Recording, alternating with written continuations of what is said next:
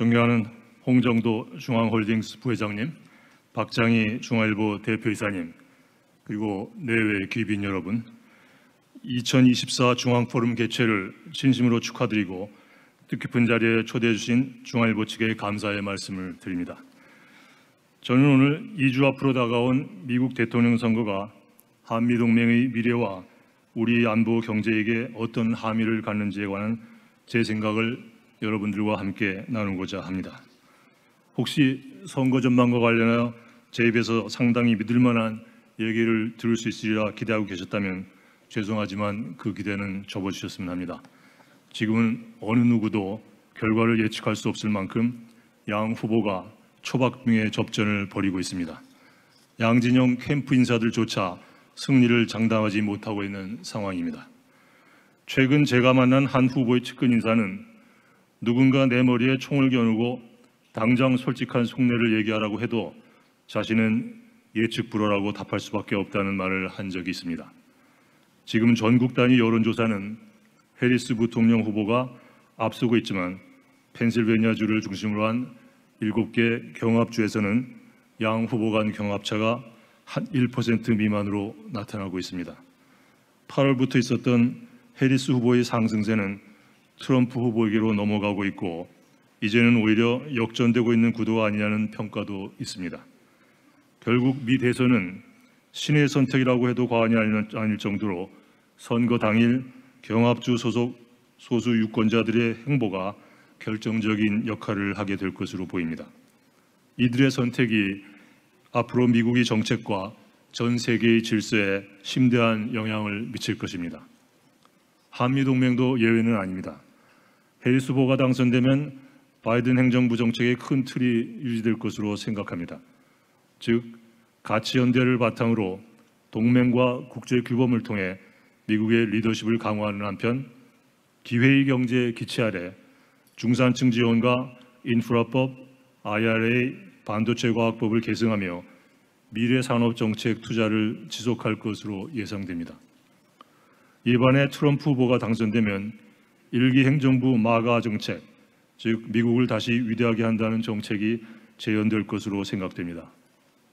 즉 힘에 의한 평화를 강조하며 한국을 포함한 동맹국들의 역할과 비용 부담 확대를 요구하는 한편 제조업 르네상스 기조하에 보편 관세를 부과하고 전통 제조업과 에너지 분야에 집중하면서 기존의 친환경 투자는 덜 중시하는 모습을 보일 것으로 예상합니다.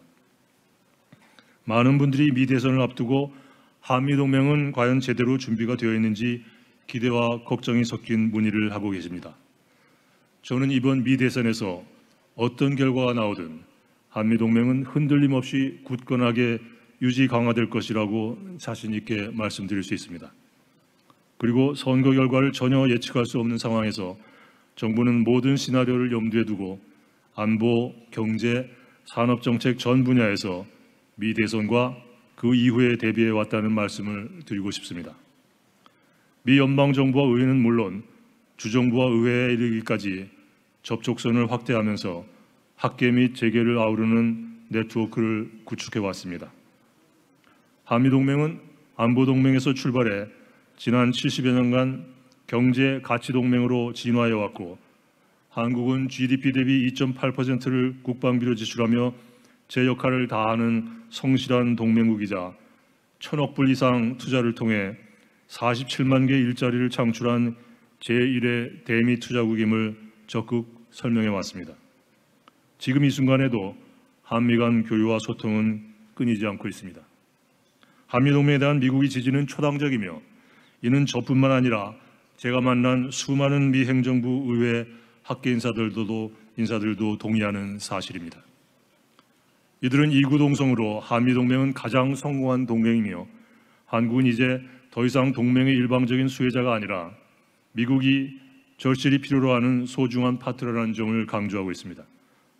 한미일 안보협력도 마찬가지입니다. 북한의 위협과 도발이 고조되면서 한미일 협력의 중요성도 그만큼 높아지고 있기 때문입니다. 트럼프 후보 측 인사들은 한미일 협력 강화가 트럼프 1기 행정부에서도 주요 정책이었다는 점을 강조하면서 다른 건 몰라도 바이든 대통령의 주도로 개최된 캠프 데이비드 정상회의만큼은 매우 높이 평가하고 있습니다. 한미동맹과 한미일 안보 협력이 톱니바퀴처럼 돌아갈 때 영내 평화 안보 번영이 증진된다는데 미국 내 초당적인 공감대가 있다는 증거입니다. 윤석열 정부는 11월 미 대선 이후 출범할 차기 미 행정부 인수위원회와도 긴밀히 소통해 가면서 동맹으로서 세밀한 정책 조율을 해나갈 것입니다. 내외 귀빈 여러분, 이번 미 대선은 그 어느 때보다 엄중한 지정학적 대전환기에 그 어느 때보다 극심한 미국의 정치적 분열 속에서 치러지는 것이기에 더욱 주목을 받고 있습니다. 미 대선의 향배는 북한의 핵미사일 위협과 미중 전략 경쟁, 우크라이나 전쟁과 러북 군사협력 등 주요 외교안보 현안뿐만 아니라 이에 대한 우리의 정책과 국론 결집에도 큰 영향을 미칠 것입니다. 당장 북한은 미국의 정권 교체기를 틈타 극적인 효과를 노리고 중대 도발을 감행할 가능성이 있습니다. 미 대선을 앞두고 북한은 외견상 무심한 태도를 보이고 있지만 트럼프 후보 당선 가능성을 염두에 두면서 이익을 극대화하기 위해 마지막 순간까지 저울질을 할 것입니다. 어쩌면 한미동맹이라는 탄탄한 기반이 있는 우리보다 미 대선의 촉각을 더 곤두세우고 있을지도 모릅니다. 이러한 가운데 민주공화 양당 정강 정책에서 북핵 관련 언급이 빠진 데 대해 차기 미 행정부의 북한 비핵화 의지가 약화되는 것이 아니냐 하는 우려를 갖고 계신 분들이 많습니다. 또한 트럼프 후보가 당선된다면 일기 때와 유사한 미북 협상을 시도하지 않을까 궁금해하시는 분들도 계십니다. 우선 정당의 정강 정책이 신행정부의 정책으로 반드시 이어지는 것이 아니기 때문에 특정 문제 언급 여부를 토대로 향후 정책 방향을 단정해서는 안 된다는 점을 말씀드리고 싶습니다. 지난 몇 년간 더욱 첨예해진 북한 핵미사일 위협이 동북아는 물론 미국에까지 미치는 영향이 전례 없이 커졌기 때문에 북한 비핵화에 대한 미국의 의지와 시급성은 결코 약화되었다고 볼 수 없습니다. 윤석열 정부가 이미 담대한 구상을 통해 북한 비핵화 협상 의지를 표명한 바 있듯이 양 후보 측도 북한이 완전한 비핵화를 위한 협상에 열려 있음을 강조하고 있습니다. 공은 이제 북한에 있습니다. 북한이 대화에 호응해 온다면 우리는 대화가 실제 이루어지도록 차기 미 행정부와 적극 협력할 것입니다. 다음은 중국 문제입니다. 이미 미 조야에서는 미 대선 결과와 무관하게 미중 전략 경쟁이 더욱 심화될 것이라는데 공감대가 형성되어 있습니다.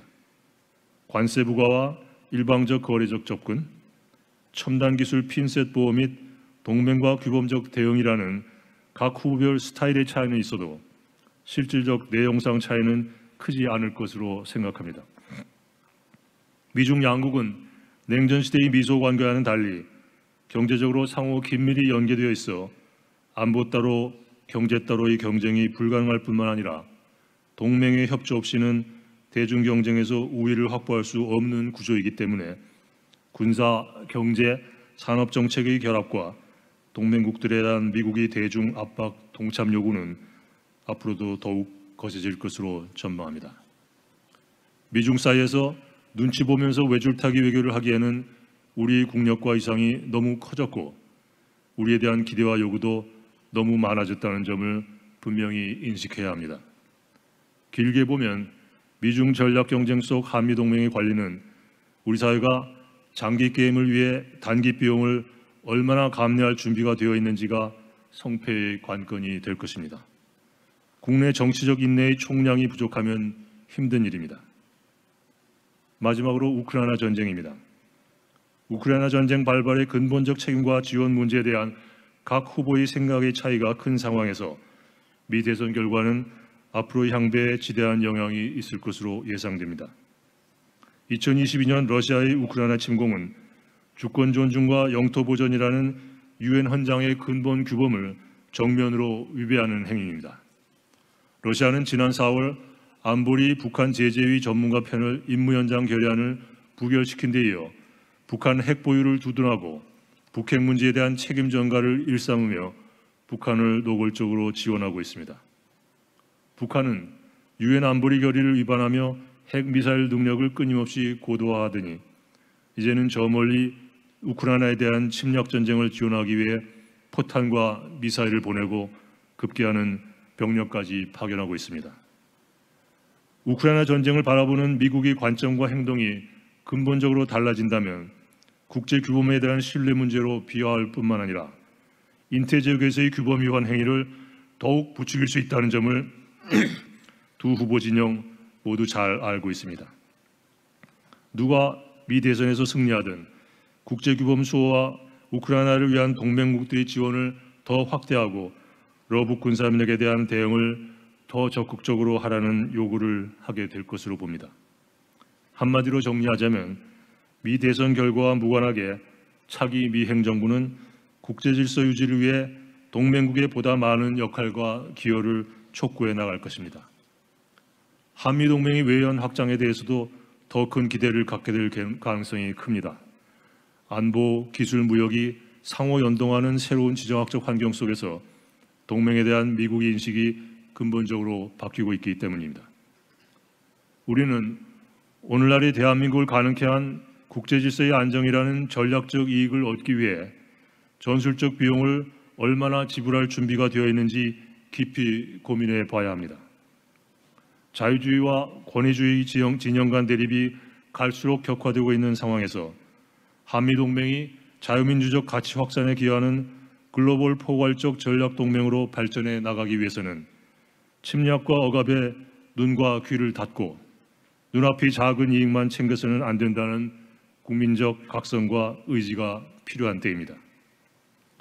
저는 지금과 같은 지정학적 대전환기에 우리 생존 전략은 포괄적 안보 안전망을 구축하는 것이어야 하고 그 길은 자강과 한미동맹 그리고 가치를 기반으로 한 국제연대의 강화에 있다고 믿습니다. 첫째, 자강입니다. 스스로의 힘과 역량을 키워야 국가 안보를 지키고 지속적인 번영을 구가할 수 있습니다. 우리는 국방혁신 4.0 기본계획을 통해 북핵 미사일 대응 능력을 획기적으로 강화하고 미래 경쟁의 성패를 좌우할 혁신 기술에 집중 투자하고 있습니다. 반도체 등 첨단 핵실 기술 분야에서의 수출 통제와 핵심 광물 공급망 위축 등으로 인한 비용을 최소화하면서 미국 등과의 첨단 기술 협력 증대 등 기회 요인은 적극 활용하여 우리의 전략적 자율성을 강화하기 위해 민관이 한 팀이 되어 도전을 헤쳐나가고 있습니다. 정부는 국민적 기대도 부응하면서 우리가 더 해야 할 일이 무엇인지 꾸준히 살펴나가겠습니다. 둘째, 한미동맹의 강화입니다. 윤석열 정부는 출범 이후 지난 2년 반 동안 양적 질적으로 고도화하고 있는 북한의 핵 미사일 위협에 대응하기 위해 핵협의 그룹을 결성하고 한미 간 일체형 확장 억제 시스템을 구축하여 한미동맹을 핵 기반 동맹으로 격상시켰습니다. 우주와 사이버 공간에서도 북한의 위협에 대응하기 위해 협력을 강화하고 있습니다. 양국은 한미 차세대 핵심 신흥기술 대화를 통해 바이오, 배터리, 반도체 등 분야에서도 협력을 강화하고 있습니다. 갈수록 심화하고 있는 미중 전략 경쟁 속에서 한미동맹의 신뢰를 지키며 한중 관계도 원만히 관리하여 우리의 전략적 공간을 넓혀나갈 수 있도록 최선을 다하고자 합니다. 셋째, 국제연대의 강화입니다. 한미동맹을 보완하는 차원에서 가치를 공유하는 선진국들과의 다층적 소다자 네트워크를 획기적으로 강화해 나가야 합니다. 특히 한미일 안보 협력을 진전시키고 제도화하는 것은 선택이 아니라 필수입니다. 북한 위협의 범위와 강도가 갈수록 커지고 있는 상황에서 우리 생존을 담보하기 위해서는 한미동맹과 한미일 협력이 톱니바퀴처럼 함께 맞물려 돌아가야 하기 때문입니다. 윤석열 정부는 기존의 미국, 호주하고만 하던 2+2 외교 국방장관 회의를 우리 대표적 유사 입장국인 영국 및 캐나다로까지 확대해 나가고 있고 한국, 일본, 호주, 뉴질랜드 즉 인태지역 4개국 간 공조도 강화하고 있습니다. 미래의 국방기술과 전투 역량 발전을 위해 오커스 필러2 참여를 위한 협의도 지속 중입니다. 최근 출범한 다국적 제재 모니터링팀 MSMT를 통해 유엔 안보리 대북 제재 결의 이행 강화 노력도 견인해 나갈 것입니다. 러북 군사협력으로 유럽과 인태지역 안보 간 연계가 강화될수록 유럽 국가들과의 안보 협력을 심화하는 것이 중요합니다. 몇 개월 전 독일이 유엔 사령부에 가입하여 한반도 평화와 안정을 위해 더 큰 역할을 하게 된 것은 이러한 관점에서 중요한 진전입니다. 나토와의 협력도 꾸준히 제도화하고 있습니다. 미래의 지정학적 불확실성 속에서 규범 기반 국제 질서를 선도해온 G7과의 협력도 중요합니다. G7과의 연대는 규범 기반 국제 질서의 안정에 기여한다는 측면에서뿐만 아니라 우리 국가 경영 시스템을 장기적 관점에서 G7 수준으로 끌어올리는 효과를 가져올 것이라는 점에서도 중요한 외교 전략적 기제가 될 것입니다. 내외 귀빈 여러분, 포괄적 안보 안전망 구축 못지않게 중요한 것은 이념과 체제를 달리하는 국가들과의 관계를 전략적으로 관리하는 것입니다. 한반도의 미래가 걸린 문제이기 때문입니다. 특히 중국과의 관계를 원만히 관리하는 것은 우리의 안보와 번영을 위해 매우 중요합니다. 윤석열 정부는 중국과 전략적 소통의 흐름을 이어가면서 양국의 이익이 합치되는 분야에서 신뢰와 협력을 쌓아나가기 위한 노력을 게을리하지 않을 것입니다. 우리는 중국이 영내 평화와 안정의 주요 행위자로서 악화되고 있는 북핵 문제와 불법적인 러북 협력에 적극 대응해 주기를 기대합니다. 한편 우리 주도의 한일중 정상회의에서 봤듯이 한일중 3국 협력이 선순환적으로 한일, 한중 양자관계 발전을 추동할 수 있도록 적극 노력해 나가고자 합니다. 러시아가 유엔 헌장과 국제법을 위반하여 우크라이나 불법 침공을 지속하는 한 러시아와의 관계를 평소처럼 유지할 수는 없습니다. 북한으로부터 포탄, 미사일, 급기야 병력까지 지원받으면서 유엔 안보리 결의를 정면으로 위반하고 국제사회를 위협하고 있는 상황에서는 더더욱 그렇습니다. 북한도 파병 부대의 구체 행위에 따라 국제 형법상 책임이 부과될 수 있다는 점을 분명히 인식해야 합니다. 러시아와 북한의 불법 행위를 강력히 규탄하며 이에 대한 후과가 따른다는 점을 분명히 하고자 합니다. 북한에 대해서는 8.15 통일 독트린을 통해 대화 노력 의지를 천명한 바 있으나 북한은 이를 외면한 채 도발과 긴장 고조에만 몰두하고 있습니다. 이는 북한의 체제 안보 불안감에서 기인하는 것이라고 봅니다만 북한이 진정으로 걱정해야 할 것은 존재하지 않는 대북 적대시 정책이 아니라 확산되는 자유에 대한 북한 주민들의 열망이라는 점을 분명히 깨달아야 합니다. 우리는 북한의 도발에 차분하고 절제된 대응을 하면서 북한의 핵 미사일이 전략적 자산이 아니라 부채가 되도록 상황을 관리해 나가고자 합니다. 내외 귀빈 여러분, 우리는 한미동맹이 세계와 미래로 확장되어 나갈 수 있도록 우리의 시야를 넓혀 나가야 합니다. 국제질서의 평화와 안정 유지는 더 이상 남의 이야기가 아니라 우리 전략적 이익이라는 점에 대해, 그리고 선진국 대우를 받기 위해서는 국제사회의 책임과 의무도 다할 준비가 되어 있어야 한다는 점에 대해 우리 사회의 공론화가 필요한 시점입니다. 우리 사회가 지금과 같은 지정학적 대전환의 시대를 전략적 사고와 긴 안목으로 지혜롭게 헤쳐나갈 만한 충분한 역량을 갖추고 있는지 자문해 봐야 할 때입니다. 우리 높은 위상과 국제사회의 기대에 걸맞도록 우리 사고를 전략적 차원으로 끌어올리고 이를 위해 국론을 결집해 나가야 합니다.